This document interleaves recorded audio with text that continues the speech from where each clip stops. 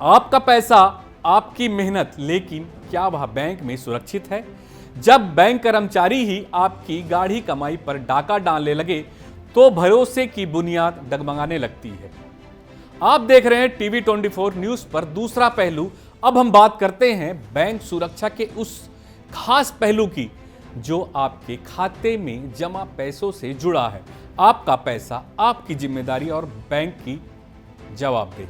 राजस्थान के कोटा में ICICI bank की एक पूर्व महिला रिलेशनशिप मैनेजर ने 41 ग्राहकों के खातों से करीब 4 करोड़ 58 लाख रुपए की हेराफेरी कर डाली। जैसे ही ये मामला सामने आया, सवाल उठा, क्या बैंक में रखा आपका पैसा वाकई सुरक्षित है?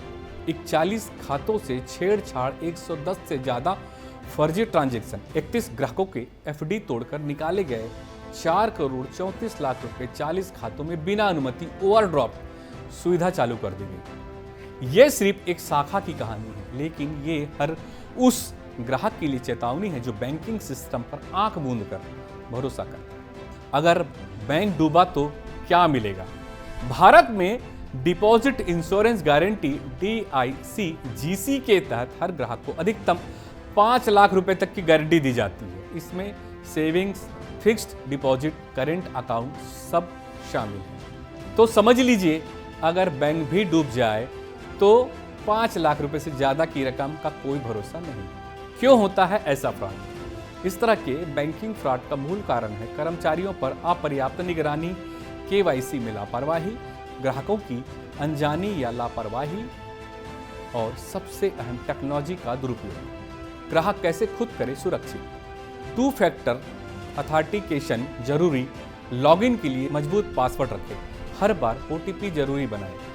पासवर्ड नियमित बदले। खाते की नियमित निगरानी करें। हर हफ्ते या कम से कम महीने में एक बार स्टेटमेंट देखें। कोई अनचाहा ट्रांजैक्शन दिखे तो तुरंत शिकायत करें। ठगों से रहे सावधान। कोई भी बैंक कभी भी OTP, पासवर्ड या कार्ड नंबर फोन पर नहीं मांगता। अगर कोई पूछे तो समझ जाइए फ्रॉड कॉल है। मोबाइल नंबर व ईमेल अपडेट रखें। बैंक से जुड़ी हर सूचना तुरंत SMS या मेल पर मिलेगी। अलर्ट सर्विस एक्टिव रखें। हर ट्रांजैक्शन पर SMS या ऐप नोटिफिकेशन से जानकारी जरूरी है। सिक्योर इंटरनेट का इस्तेमाल करें। नेट बैंकिंग हमेशा प्राइवेट नेटवर्क पर करें। पब्लिक वाईफाई पर लॉगिन से बचें। बैंक की जवाबदेही कौन तय करेगा? जब बैंक कर्मचारी ही धोखाधड़ी में शामिल हो तो ये सिर्फ फ्रॉड नहीं, पूरे सिस्टम की असफलता होती है। बैंक सिर्फ माफी नहीं दे सकता, जरूरत है कि आंतरिक जांच सख्त हो, कर्मचारियों की जवाबदेही तय हो, ग्राहकों को पूर्ण क्षतिपूर्ति मिले। दूसरा पहलू यह कहता है कि सतर्कता ही सुरक्षा है। बैंक एक संस्था है, लेकिन पैसा आपका है। बैंकिंग सिस्टम पर भरोसा जरूरी है, लेकिन अंधविश्वास नहीं। कोटा की घटना एक चेतावनी है कि चाहे कोई भी बैंक हो, कोई भी कर्मचारी, खाता आपका है और जिम्मेदारी भी।